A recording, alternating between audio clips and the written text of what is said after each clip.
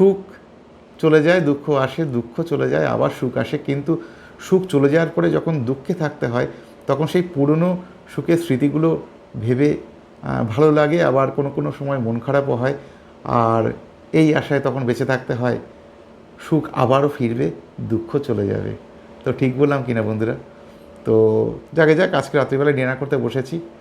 আমার ডিনারটা আগে দেখিয়ে দিই তোমাদেরকে একটুখানি। আজকে যেটা করেছি, দাঁড়াও কাছ থেকে দেখাই। আজকে ডিনারে বন্ধুরা একটু আলু ভাজলাম, একটু কালো জিরে দিয়েছি, একটু পোস্ত দিয়েছি দেখতে পাচ্ছ, আর প্রচুর লঙ্কা দিয়েছি, সুন্দর করে বেশ তেল তেল করে ভেজেছি ব্যাপারটা। তো এই আলু ভাজার সাথে একটা জিনিস করেছি বন্ধুরা, তো একটু দেখাই তোমাদেরকে।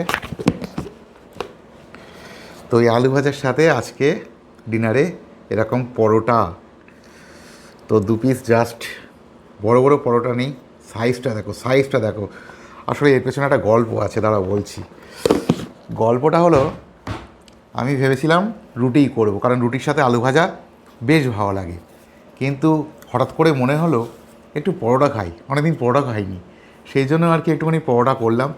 আর পরোটা দিয়ে আলু ভাজা দারুণ লাগে, আর পরোটাটা হয়েছেও বেশ সফট, বড় বড় কিন্তু সফট আটার পরোটা।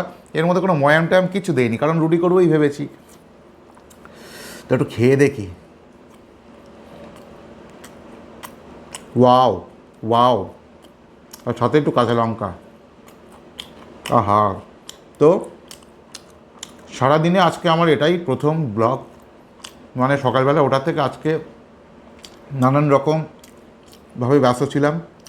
দুপুরবেলা বাড়িতে অবশ্যই এসেছি, খেয়েওছি, কিন্তু নাকে মুখে খেয়েছি আর বেরিয়ে গেছি।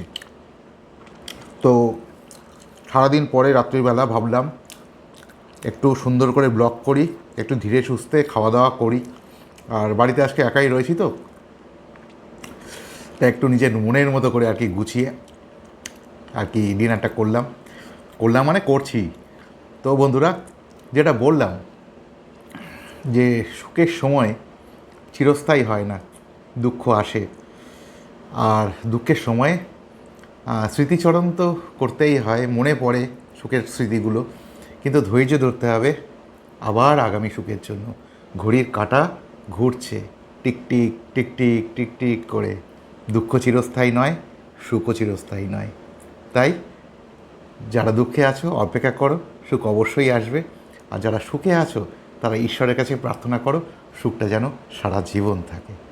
তো বেশি জ্ঞান দেবো না, আমরা সকলেই জানি সব কিছু, আমরা সকলেই জ্ঞান পাপী, মানে জেনেও আমাদের মনটাকে, আমাদের ইমোশানটাকে কন্ট্রোল করতে পারি না, কোনো কিছুতেই কন্ট্রোল করতে পারি না।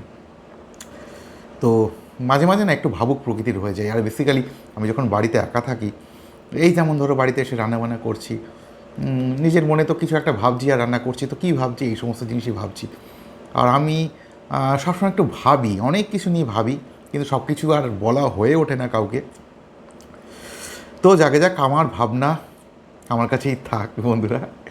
সব ভাবনা যদি তোমাদের সাথে শেয়ার করি, তোমরা শুনতে শুনতে ক্লান্ত হয়ে যাবে, কিন্তু আমার বলা শেষ হবে না, এত ভাবনা জমে আছে এই মনে।